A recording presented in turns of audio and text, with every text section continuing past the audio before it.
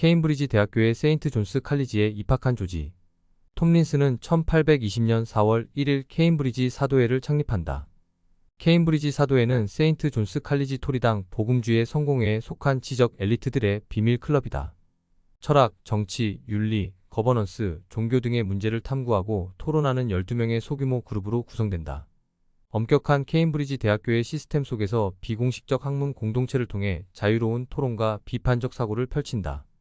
기존 멤버들의 추천과 토론을 통해 회원을 선발하고 멤버가 탈퇴하거나 졸업 등으로 빠지면 새로운 멤버가 충원된다. 정치적 야심으로 똘똘 뭉친 사도회의 회원들은 미래를 개혁하려는 강렬한 동기로 난공불락의 공동체를 이룬다. 회원들은 주 1회 토요일 저녁에 모여서 고래라고 불리는 토스트에 정어리를 얹어 먹고 회원이 쓴 글을 토론한다. 토스트의 특이한 형태에서 유래된 고래와 흔하고 간편한 음식인 정어리는 유머러스한 친밀감의 표시이다. 각 회의에서 발표자가 사회자와 함께 난로 깔개 위에 서서 연설하면 사도들은 회의록을 삼나무 상자에 보관한다. 거시경제학을 창시한 존 메이너드 케인즈는 가장 주목할 만한 회원이다. 케인즈는 킹스 칼리지에 입학 후 1903년 케임브리지대 비밀결사 사도회의 공식 멤버가 된다.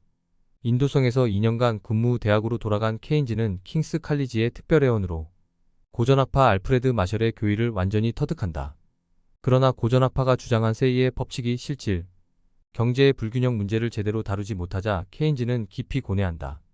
신고전학파가 파레토 기준, 시장 실패, 보상, 원칙 등을 제시해도 여전히 불안과 실험 문제에서 한계를 드러낸다.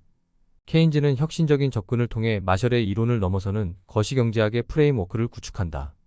인도의 통화와 금융은 화폐론과 고용, 이자 및 화폐의 일반 이론의 예시로 케인즈가 추구한 화폐 정책에 대한 사색 방향을 노출시킨 최초의 저서이다.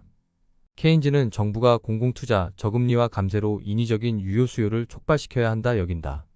정부의 경제 개입에 관심을 보인 케인즈는 소련이 추진한 일련의 경제개혁 정책을 면밀히 살핀다. 케인즈는 세계 대공황으로 자본주의 시스템이 위기를 맞자 케임브리지 사도회에서 정부 간섭이라는 논문을 발표한다. 킴 필비와 도널드 맥클린, 가이, 버제스, 앤서니, 블런트, 존 케언 크로스는 케인즈의 논문과 강연에 매료되어 사회주의에 경도된다. 케인즈의 진보적이고 개혁적 이론이 영향을 준 것은 사실이나 케인즈는 자본주의 내에서의 개혁을 추구했기에 경도의 주된 원인으로 보기는 어렵다.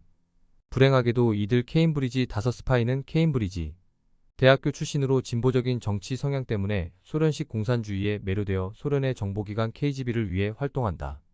영국의 정보기관과 외교정책기관에 침투한 케임브리지 5스파이는 제2차 세계대전과 냉전 동안 핵무기와 주요 정책 정보들을 소련에 넘긴다.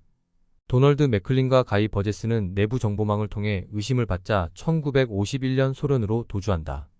영국과 미국의 대소 간첩 활동을 관장한 킴 필비 역시 1963년 레바논을 거쳐 소련으로 달아난다. 앤서니 블런트는 1964년 MI와 이브의 신문을 받자 모든 것을 밝히는 기소 면제의 조건으로 간첩 행위를 자백한다. 존 케언 크로스 역시 1979년 자신의 배신을 기자에게 털어놓지만 5번째 남자에 대한 추측은 계속된다.